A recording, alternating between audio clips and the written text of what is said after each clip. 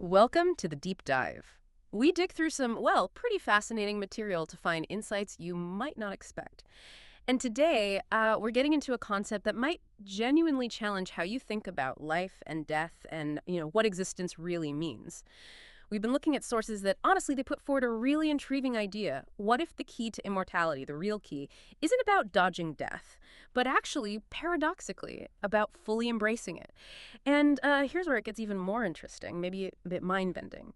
What if existing in both dead and alive states at the same time? What if that isn't a conflict? What if it's actually, well, the solution? You see, we tend to put life and death in these completely separate boxes, right? Opposites.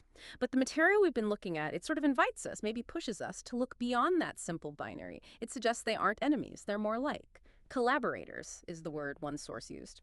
Or maybe two sides of the same coin, existence itself. So our mission today is to unpack these ideas, show you how these sources are kind of redefining eternal life, and importantly, why this might matter to you right here, right now. Yeah, and what's really striking, I think, is how these sources manage to connect these very abstract philosophical ideas to things that feel quite tangible.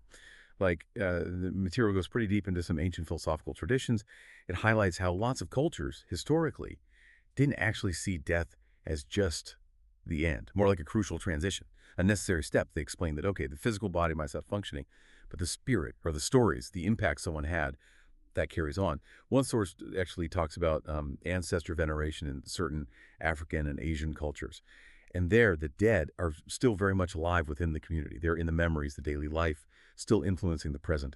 It's a really powerful way to reframe death, just a change in state, not annihilation. That is a powerful distinction. Yeah. It's more than just believing something, isn't it? It implies this active continuation. But I imagine for a lot of us listening, the idea of accepting death might still sound, I don't know, a bit bleak or passive maybe. Do the sources get into that sort of immediate reaction, or give us a different angle on how acceptance actually changes life? Oh, absolutely. They tackle that head on. Yeah. The argument is that it's far from passive. This acceptance actually creates a profound sense of urgency, meaning even they basically propose that when you really truly acknowledge death as just part of the deal, part of life's fabric, Yeah. then every single moment gains this sort of amplified value. It becomes sharper. One text uses this metaphor I found really interesting, death, as a divine editor. A divine editor. How so? Well, it cuts away the fluff, the unimportant stuff. It forces you, in a way, to focus on what truly matters. And look, this isn't about being morbid or dwelling on death constantly. It's about a heightened awareness, an awareness that actually sharpens your presence, deepens your experiences right now. It fundamentally shifts your whole perspective. You stop trying to avoid death, and instead, you let death sort of illuminate how vibrant life actually is. Okay, so it's less about some big philosophical statement and much more about how it actually shapes our day-to-day, our choices, our experiences. That brings us to another really incredible insight from the material we looked at, this idea of internal transformation. It suggests that for us to really grow, to fully exist, certain parts of us actually have to, well, die. Can you unpack that a bit? Right, this is a crucial point about self-evolution, about growth. The sources argue this duality, this dead-alive thing, isn't just external. It's deeply internal. They suggest parts of our identity, maybe our ego, or really deep-seated fears, limiting beliefs we hold on to, or even just a past version of ourselves that no longer serves us. These things need to metaphorically die. Why? So that new, maybe wiser, more authentic versions of us can emerge. With the caterpillar and the butterfly. Exactly like that. The caterpillar as an entity literally ceases to exist for the butterfly to be born. It's a total transformation. Yeah. And the sources link this to psychological ideas, too. They talk about how letting go of, say, the need for constant control. That could feel like a small death, right? It's uncomfortable. But it creates huge space for something else to grow: wisdom, clarity, maybe peace. That's fascinating. So it's like this ongoing process, clearing out the old, making room for the new. It makes us more resilient, maybe, more adaptable. And you can see this playing out, can't you, in how we remember people who aren't physically here anymore. The sources definitely highlight this, how artists, thinkers, even just loved ones who've passed, they continue to exist through their legacies. Their physical bodies are gone, sure, but their impact, their ideas, their essence that sticks around, it persists. One source even mentioned a study looking at the influence of historical figures. It showed how their concepts or music or discoveries, they just keep shaping society long, long after their physical death. They're gone, but absolutely still present.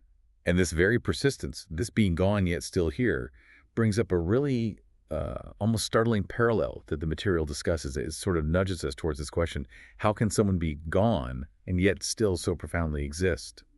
One of the more surprising sources we found actually drew an analogy cautiously, mind you, with quantum mechanics. Quantum mechanics. Okay, how does that fit in? Well, it pointed towards ideas like Schrödinger's cat, which, simplifying hugely here, exist potentially in a state of being both dead and alive until someone observes it, right? Until the box is opened. Right, the superposition state. Exactly. Now, the analogy isn't about literal biology, obviously. It's about suggesting a form of existence that isn't constrained by our usual, very rigid definitions of alive or dead. It hints that maybe our essence, perhaps like energy or information or influence, it doesn't just vanish, it just transforms. It changes its state, or it continues to exert influence in a completely new way. Wow. That's a really powerful way to think about it. So what if that kind of transformative persistence? What if that's the real meaning of eternal life? Not, living forever in this body, but embracing the present so completely, so fully, that your essence, your influence, it transcends your physical form. It lives on in the ripples you create. Precisely. That seems to be the core idea threaded through these sources. This state of existing in both dead and alive states simultaneously. It's not passive. It's not something that just happens to you. It's presented as an active way of living. It's about how you engage with the world right now, the connections you make, your willingness to let go of things. And what does that active living actually look like based on what we read? It seems distilled into 3 key actions: loving passionately, releasing without reservation, Letting go. and welcoming the enigma of it all, the mystery. Yeah.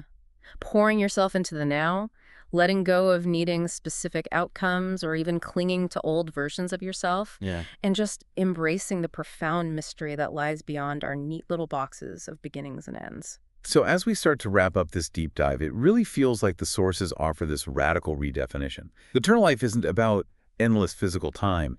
It's about, as one source put it, embracing the present completely, ensuring that your essence transcends your physical form. It's dynamic, it's transformative, and maybe just to leave you with one final, quite provocative thought from the material we looked at, it suggests that to exist in both dead and alive states simultaneously is to love passionately, to release without reservation, and to welcome the enigma. And perhaps, just perhaps, that's where forever truly exists, not out there somewhere, but right here, in how we live. That is a profound idea to carry with you. Thank you for joining us on this deep dive. And as always, remain inquisitive.